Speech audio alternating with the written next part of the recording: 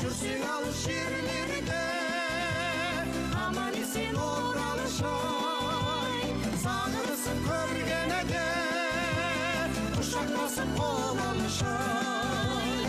Аспанда да жерде де, асуда да белде де, жолың болсын. Ал апай, сіз сахарыңызды дайындап жатқан кезде біз тамаша бір қаралашық деп ән тыңдап келдік.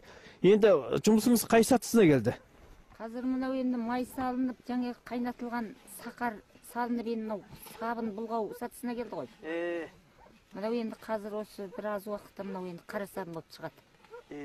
Жаңа күліңіз қайсысы? Анау ма? Күліміз міне бір жерде жаңа қайнатып оның суын алып алдық, күлді төгіп тастадық қой.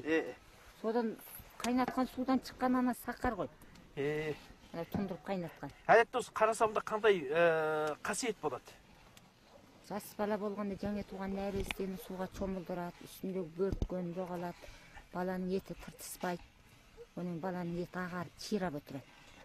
Оның жас балада жел жетпе деген болады, осының алдын алады. Ал үлкен адамдар болғанда қолаңса, қайызғақ, қотыр дейді, қазір жел тер ауру дейді ғой енді осы кезде. Осылардың әрқайсысына бұның пайдасы зор. Оның үйім сыздауық дейді, осының алдын алады. Мынаны ауыз шықпаған сыздауыққа мынан жаншып тарса, дері ауызын шығарады. Мысалы, бұлғап отырғанда бір бөгді адам кек қалса, мына көпір әдемі болып тұрған сабыныңыз сорпаның май ұқсап кілки қарады. Ол сабынның аяқсығаны дейді. Сабын аяқсып кетті, сабыны бір кісіге қабет дейді. Ал сабын бұлғаған кезде көп адам келмейді.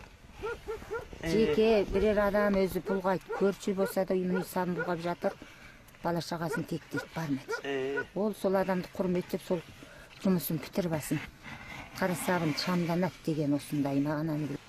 Мына нәрсе немене мына қойып қойғансыз? Мынауыңыз жылқының тезегі ғой. Мынау жылқының тезегі.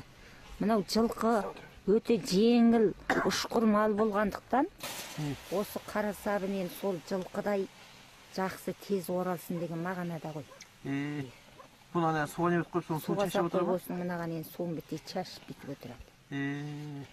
Қара сабынды үлкен қып бөліп алғаннан кейін, орап алғаннан кейін бөліп кісіге бермейді. Ол сол семьяның ырысы бөлінеді дейді. Енді бұлғап түсіріп болғаннан кейін, қара сабынды ораған кезде бұзаушық деп бөліп беруге болады.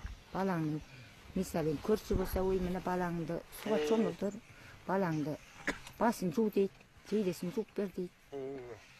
Ол көрші сол біттей бұзаушыққа разы болып, осының сабының ерекше құрметтілігін білдіреді ғой.